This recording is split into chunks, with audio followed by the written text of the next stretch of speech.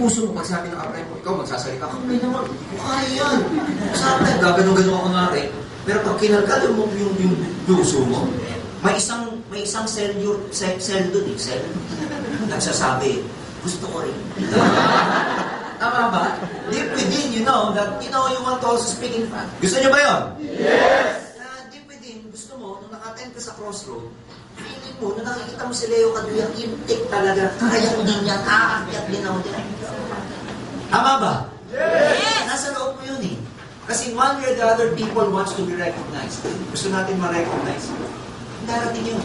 Yun nga lang, ang dami nyo munang kailangan i-enhance na skills. Kailangan matuto kayo mag-invite, kailangan matuto kayo mag-present ng OTP, kailangan marunong kayo mag-product demo, kailangan marunong kayo mag-home party, kailangan marunong kayo magsalita sa harap, kailangan marunong kayo mag-beans, kailangan marunong kayo mag-NDO, kailangan marunong kayo mag-ASAP training. So, a lot of people, gusto nila resulta, pero ayaw ng trabaho. May mga ganun eh.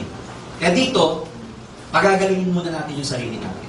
Ang advantage nyo sa Alliance in Motion over a lot of networking companies, AIM Global lang po ang merong training department na nag-develop ng ganitong trainings para sa mga distributors.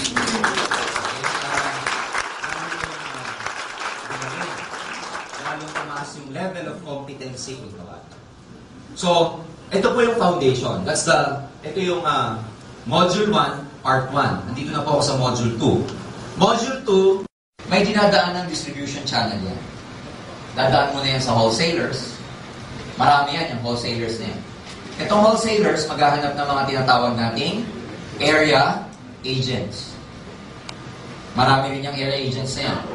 Itong area agents, maghahanap ng mga middlemen. Itong middlemen, maghahanap ng mga retailer. Retailer, retail store, etc. Dito bumibili ang consumers. Kasi there's no way that a customer or consumer can buy from middlemen, can buy from area agent directly, can buy from the wholesaler, or even the manufacturer. The only channel na pwede niyang bilan, yung retailer. Such that when a product is, let's say, produced, ginawa at cost sa 100, pagdating ba sa atin yan, 100 pa rin, hindi na. Hindi na. Nasa 300 to 500 na yan. Kasi, syempre, everybody, lahat ng mga has to make money.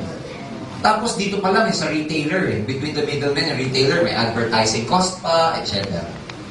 Now, bakit malaki ang kitaan sa networking? How does it work? Ang ginagawa ng mga manufacturer or mga factory, imbis na idadaan nila sa traditional way of marketing, ang ginagawa sa networking, binabagsak na lang yung product sa isang entity. Ang tawag sa isang entity na yun, distributor. Tayo yun. AIM Global yun. Itong distributor, wala nang channel na ibang dadaanan, diretso na to sa consumer. Such that, yung dapat na porsyento ng mga taong ito, ng mga channels na to, sa isang entity na lang napupunta, ang tawag, yung distributor. Kaya malaki ang kinikita ng mga distributor sa networking. You understand? Yes. Kaya kung tatanungin kayo by this flowchart, ang tatanungin sa inyo, hindi ba nalulugi ang AIM Global sa laki ng komisyon na pinamimigay? Narinig nyo na yung gano'n? Yes. Sabihin mo, bobo ka pala. Hindi, wag mo sabihin. Huwag yung gano'n eh. Huwag yung sabihin bobo, slow ka pala. Sabihin mo. Biro lang. By this, hindi malulugi. Kasi, nire-direct lang naman eh. Nakuha nyo? Wala naman tayo sa factory eh. Wala naman tayo sa AIM Global eh. Bakit? Nire-direct lang eh. Isa pang dahilan, itong flowchart na to, kung bakit hindi available ang mga products natin sa Mercury Drug.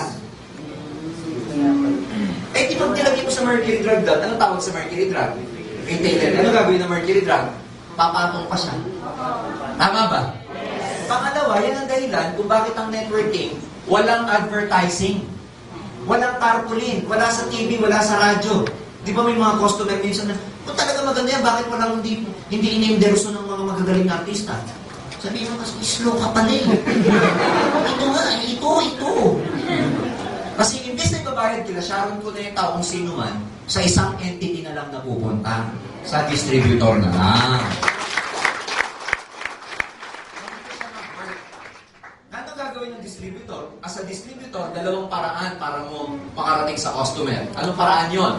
Number one, pwedeng direct, ikaw ang magbenta. Nakuha niyo ba? Pag ikaw ang direct nagbenta, magkano sa'yo? 25%. Pag taga-in global ka. Pero pangalawa, pwede rin namang ma-build ka ng network mo. Ngayon, pag nag-build ka ng network, dahil effort nila na nagbenta sila doon, ano? Versus dun sa ikaw ang nagbenta directly, o downline mo ang nag-direct na nagbenta, ano mas malaki kita?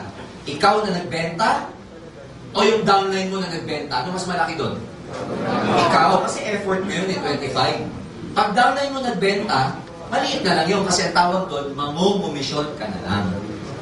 Pero, kaya naman dadaigin ng maliit yung malaki na 25% kasi barya-barya nga lang kinikita mo dyan, ang dami naman.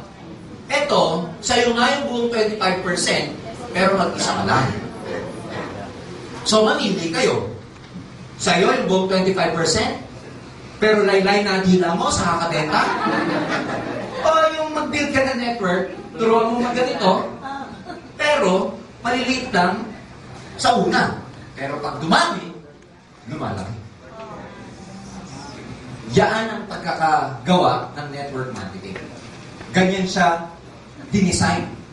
And let me tell you, ang credibility ng networking, this concept has been existing for the last 60 years.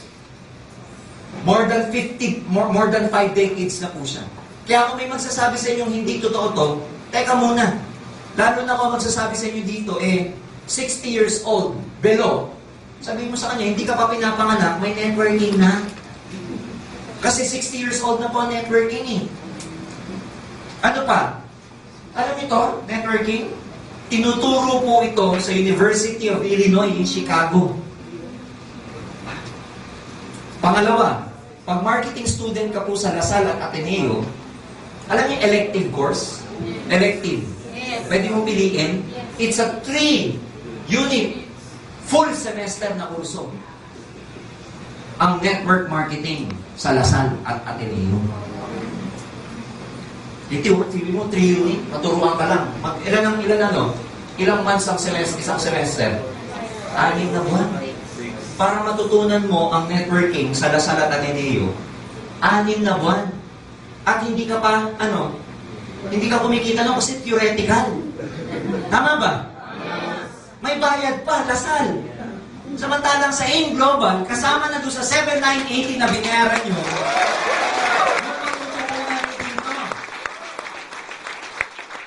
tapos ayaw niya.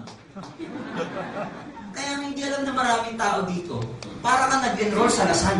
Magaling pa yung professor sa AIM Global kaysa sa mga taga-Lasal. Ha? Oh. Kaya hindi ako nagbibiro.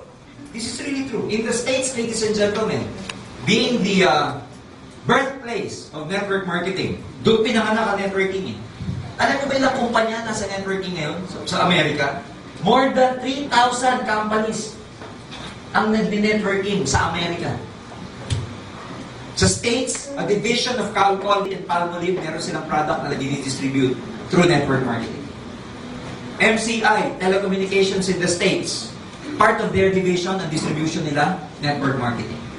Practically lahat ng produkto ni-network doon, insurance, networking. Lahat, vitamin supplements, damit, real estate, lahat ng klase ng services and produkto nasa networking po sa Amerika.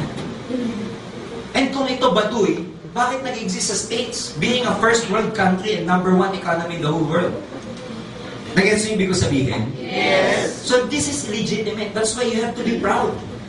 Alam mo, sabi nga nila sa buhay, bago mo i-expect na madagdagan yung income mo, dapat madagdagan mo na yung kaalaman mo.